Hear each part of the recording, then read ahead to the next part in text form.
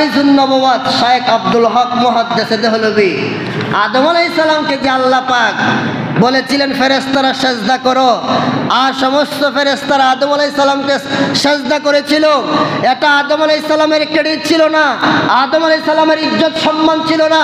আদম আলাইহিস সালামকে ফেরেশতারা সেজদা করেছে এর জন্য আদম আলাইহিস সালামের দেহের মধ্যে, এই কফনের মধ্যে আমার নূরে মুহাম্মদী ছিল, এই জন্য ফেরেশতারা আদমকে সেজদা করেছে। সুতরাং আমার নবী তখন থেকেই নবী ছিলেন, যখন ছিল না, তখন ছিল না, এখন ছিল না। অর্থাৎ আদম আলাইহিস সালাম আদামু বাইনার রূহি ওয়াল জাসাদ, আদমের দেহ রূহ যখন মধ্যবর্তী অবস্থায় আমার নবী হয়, তখন থেকে আমি নবী ছিলাম। সুবহানাল্লাহ।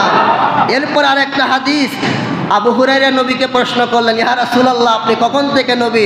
আমার নবী বলেন, বাইনাল খালকি আদম ওয়া নাফখি রূহি ফিহি, আদমের সৃষ্টি তার মধ্যে রূহ ফুঁক দেওয়ার সময়ও আমি নবী ছিলাম। সুবহানাল্লাহ।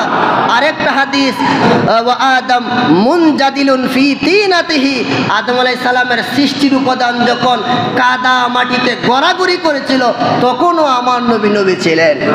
আর ওই গুমটা মৌলভী সাহেব মিষ্টি মিষ্টি কথা বলে, খুব সুন্দর সুফি বুঝাদা জিবরাইল আলাইহিস সালামের চাচাতো ভাই, উনি বলতেছেন আমার নবী নাকি 40 বছর বয়সে নবুয়ত পাইছেন, এর আগে উনি নবী ছিলেন না।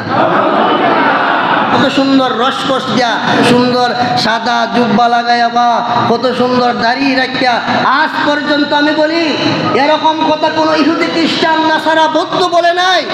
আজ পর্যন্ত যদি আমরা নবীদের ইতিহাস থেকে অদ্যাবধি পর্যন্ত তালাশ করি, ইসলামের যত ক্ষতি করেছে জর্জ ডব্লিউ বুশ করে নাই, সব ইসলামের ক্ষতি করেছে আমার মতন আপনার মতন টুপি পাঞ্জাবি লাগাইয়া, তারা হচ্ছে মুনাফিক।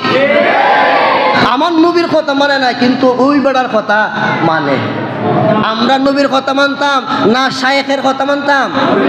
তিনি বলেন কোরআনের কথা মানতাম না শায়েখের কথা মানতাম? কোরআন হাদিসের কথা মানবো। শায়েখকে আমি তালাক দেব, শায়েখ যত বড়ই পণ্ডিত হোক, যত বড় নামাজি হোক, তার অন্তরে যদি নবীর প্রেম না থাকে, তাকে জুতার তলার পায়ের দুলার সমান মনে করবো আমরা, ঠিক আছে? সুতরাং কেউ যদি একথা বলে নবী 40 বছর আগে নবী ছিলেন না, আপনারা কি মানবেন? তালাক দিবেন। কি দিবেন? তালাক দিবেন, কারণ নবী ইমান।